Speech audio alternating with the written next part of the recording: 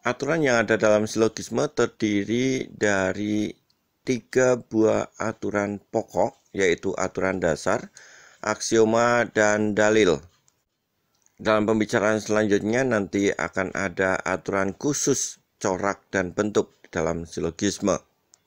Aturan-aturan tersebut mempunyai piramida atau berada dalam piramida hukum silogisme.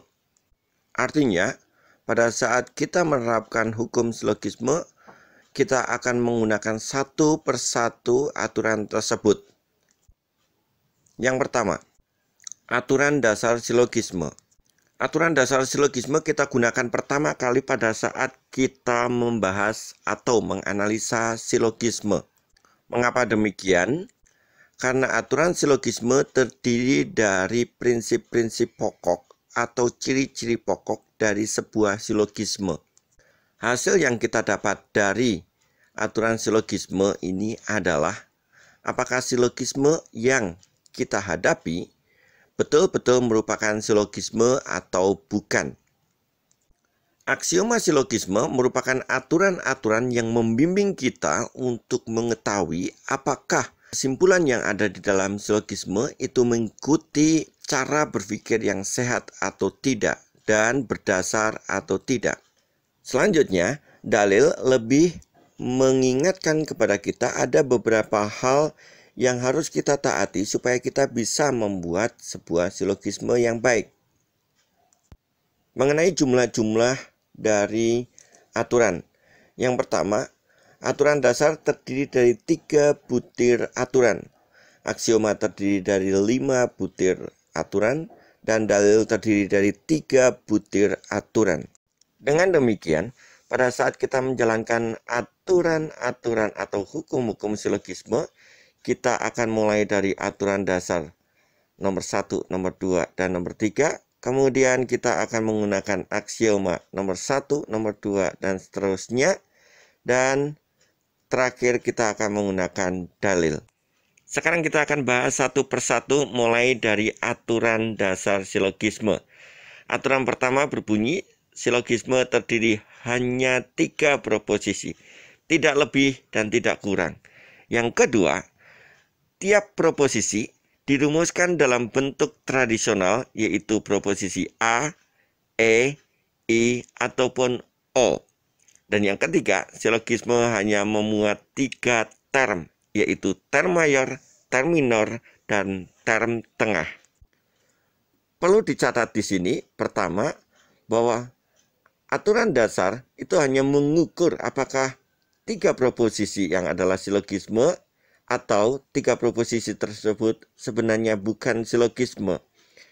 Kemudian yang kedua, 3 proposisi merupakan syarat mutlak, tetapi seringkali di dalam sebuah silogisme hanya dimunculkan 2 proposisi saja. Sementara itu, 1 proposisi yang lain disembunyikan. Model silogisme ini dinamakan dengan entimeme. Atau kalau boleh dikatakan, entimeme adalah sebuah silogisme yang hanya memuat 2 proposisi, sementara 1 proposisi disembunyikan. Anda juga harus mengingat dalam bentuk proposisi tradisional, proposisi singular itu dimasukkan atau diperlakukan sebagai proposisi universal.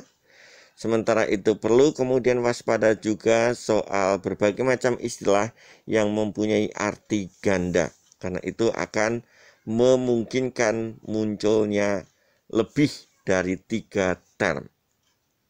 Kita akan membicarakan soal silogisme dalam bentuk entimema atau entimeme.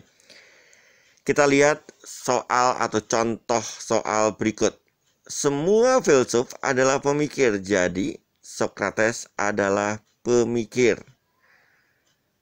Kita tahu ada premis yang hilang, yaitu premis minor, yang bunyinya Socrates adalah filsuf. Bentuk entimema yang kedua atau contoh yang kedua dan sering kita pakai adalah ungkapan berikut. Anton bersalah karena Anton mencuri mangga. Premis mayor tentunya yang hilang, yaitu semua yang mencuri mangga bersalah.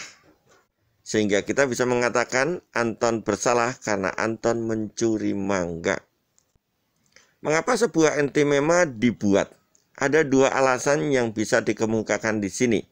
Yang pertama, proposisi dibuat, dihilangkan, atau disembunyikan karena sudah jelas maksudnya, sehingga semua orang diandaikan mengetahuinya. Contohnya adalah Anita adalah wanita, maka Anita bisa melahirkan. Alasan yang kedua adalah proposisi dihilangkan karena memang menjadi soal yang harus dicari jawabannya.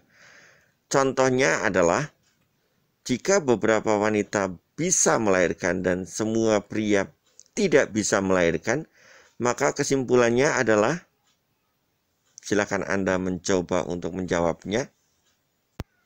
Jawaban Anda benar jika Anda menjawab beberapa wanita bukan pria. Itu kesimpulan yang benar.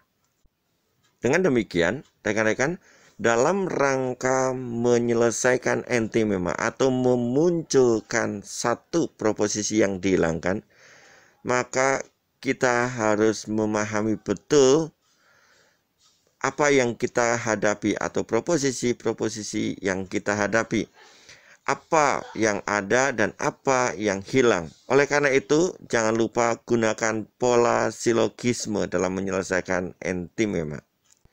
Berikut ini kami mengingatkan ada beberapa hal yang perlu diperhatikan, tetapi sekiranya Anda sudah mengetahui.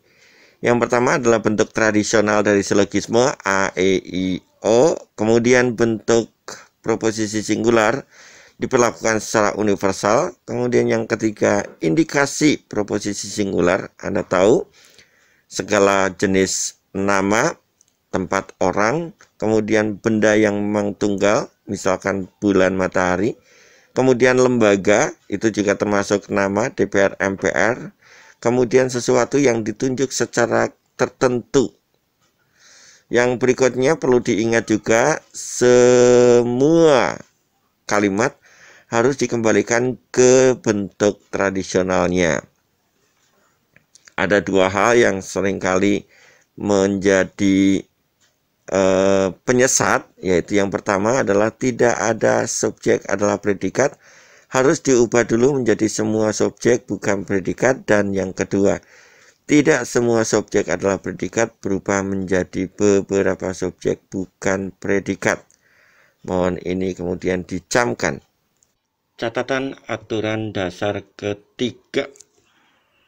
Yang pertama, jebakan dari aturan dasar ketiga adalah equivokasi atau arti ganda. Contohnya adalah bisa yang berarti dapat atau mampu dan racun.